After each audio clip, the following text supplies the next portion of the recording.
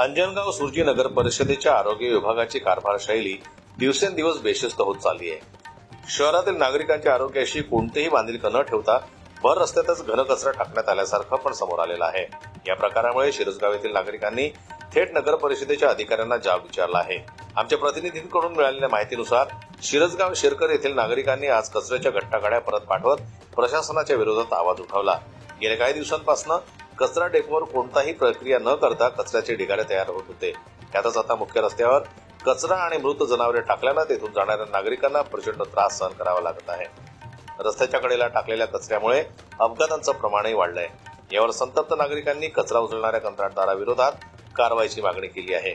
त्याचबरोबर आमदार व खासदार यांच्याशी संपर्क साधून त्वरित कारवाईची मागणी करण्यात आली आहे. दोन्ही लोकप्रतिनिधींनी मुख्याधिकाऱ्यांशी बोलून तोडगा काढण्याचं आश्वासन दिलं असलं तरी नागरिकांनी स्पष्ट भूमिका घेत कचरा समस्येचं समाधान तसेच कंत्राटदाराविरुद्ध कारवाई होईपर्यंत रस्त्यावरचा कचरा उचलू न देण्याचा इशारा देखील दिला आहे. शहराच्या आरोग्याच्या प्रश्नावर निर्माण झालेला हा संघर्ष आता कोणत्या वळणावर जाईल हे पाहणं महत्वाचं ठरणार आहे. जन्मत लाईव्ह न्यूज करता सचिन पाटील अब्रुक यांची रिपोर्ट अंजनगाव सुरजी.